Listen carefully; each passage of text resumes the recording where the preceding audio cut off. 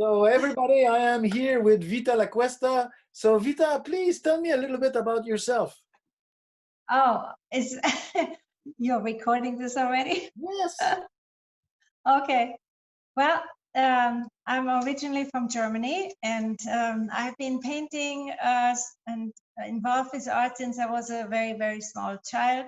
And I come from whereabouts in Germany? Frankfurt. Frankfurt. Frankfurt. Okay, okay. Ye- Yeah. Yeah. So Frankfurt has very well known art museums. Mhm. So that was always a focus of our life.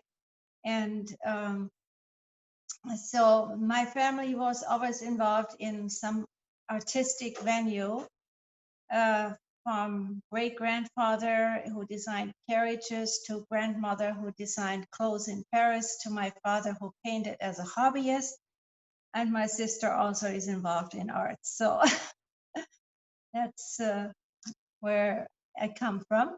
And then And where do you live now?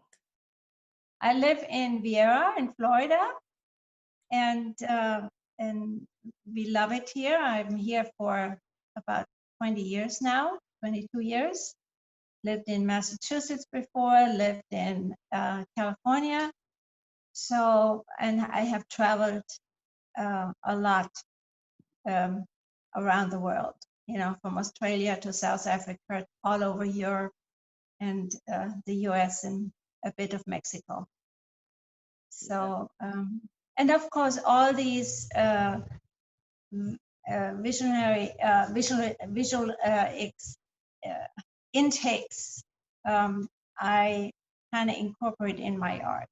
Right. So especially the colors. For me, it's always about color and the shapes. That is for me the most interesting aspect of it. And I've like you work with the works that I have that we're going to show people throughout the month are watercolors mostly, right? Mostly watercolors, yes. I also do some mixed media work, and we can show that too if you think it's appropriate. I also paint in oils. I experiment with other mediums like printing, lino cuts, and paper. So I sculpt paper. That's another of my favorite things to do. Very good. So So. how did you get like, you always like, there's a process, like it's always evolving, like musicians, like composers. So I'm very interested what like basically do you concentrate mostly on watercolors? How you, like what is the history behind it? Like in other words, like every other step that like what drew you to watercolor? Well, truly, my father was using pen and ink and watercolors. So he kind of um, showed me how you can use that and express yourself with it. And he was a traditional painter, you know, very realistic. Um, and I started as such too. And now I'm much more interested in the free flowing and the geometric. I also have a degree in map drawing, cartography, and that is very precise geometric work. So my detail fascination with detail comes from that. Now, once I get started, I can't even explain exactly what's in my head because it kind of evolves. I hear music, and that's where this series started actually. My husband and I, we did ballroom dancing, and I said I would love to bring this feeling, the mood, the music, the movement of the music into art. And so I started designing this with a piece of music in mind. I start a work. And so when I hear a piece of music, then I like it, it somehow touches me, then I start making movements on the paper. And that's how I start creating a particular piece. So each of my work has a particular piece of music behind it as inspiration. But I also have done commission work in that. It was very interesting. A couple purchased a painting, and then they asked if I would do commission work, a matching piece. I said, well, what do you want? What is mine? And found out that he likes the jazz flute. And so I studied a little bit what the jazz flute was all about, and also famous people who wrote that. And one piece of music impressed me specifically, performed on that instrument, is Harlem River Drive. I don't know if you're familiar with that. And so I created something, and they were absolutely in love because it was just what they had thought of, you know. Very, Is very that good, very good. So it's always um, interesting to me when visual artists are interested in music and vice versa. yes, I know composers and jazz musicians who are also visual artists good painter, themselves yeah, or very interested in visual arts and get inspired by that. And other, you know, like multidisciplinary approaches to art are always more interesting to me. And I'm very happy that you're interested in that too.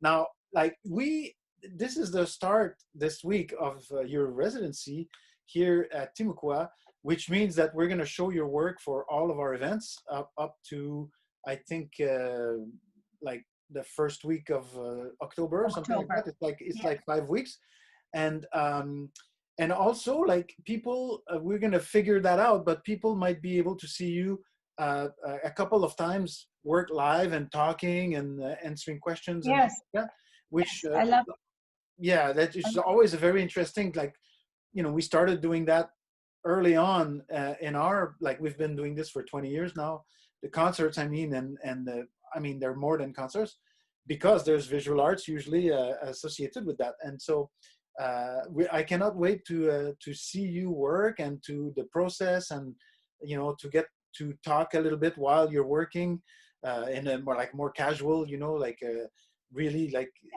dive into the way you work. You know, it's going to be fascinating. yes, actually, this series is always starting with a drawing. And I do the drawing first until I'm sure about the form. And then I go in with color, and it might change completely. It absolutely might change completely. But I also do teach. And so I, you know, familiar with presenting painting. And I do that on art shows. I do the show circuit, we say, and some of the art shows like to have artists actually working, and I enjoy that. So the public sees me and can Yeah. ask questions. Yeah, because of course, like classical composers, for example, visual artists often work alone or like on their own, and it's, Yeah. I think it's a good thing when you involve the audience, you know, or people into Yes. your world, you know, because then people, first of all, there's a deep connection, I think, that happens because people see your work and see the process, not only the finished product, and vice versa. You get a deeper, it's not just somebody who buys your a piece of art, but it's somebody who kind of what possibly watched you Connected. Yeah. work, and then you, so Connected. there's a more direct connection and a deeper connection, and that's always Yes. good. You know, that's what we need as human beings, is deep connections. Yeah. And especially at this time, it's so much more difficult to Yes, reach out and include the people. Yeah. yes, That's why I miss the art shows. It's not just the selling factor, but to get to talk to people and say, see how they respond to a painting. And traditionally, I don't put the titles on my paintings visually. So I said, what do you feel about it? And that's when they say, oh, I see this, I did that. And so the conversation starts flowing, and they get involved in the painting actually. yeah, that's very So good. I'm so happy to talk to you. Thank you so much. So your first event is this Friday. We, meaning, like, if you watch the concert, you're going to see that little video spot that my son and I made, you know, yes, with your work. and then we're going to show that piece for every of our event during that period, and we're going to keep talking to try and figure out how you could Yeah, do like a session where yeah, hopefully even, people can ask questions via chat and things like that. That would be ideal so that there's a two-way communication. But at the very least, people can watch you work and and maybe see a yeah. That. witness a conversation with you while Mhm. you're working. That would be fantastic. So Yeah, we make that happen. I'm thank you glad so to help much. Thank you so that. Okay, much. I hope you have thank a you. great time. Thank you. Thank you. We talk to you.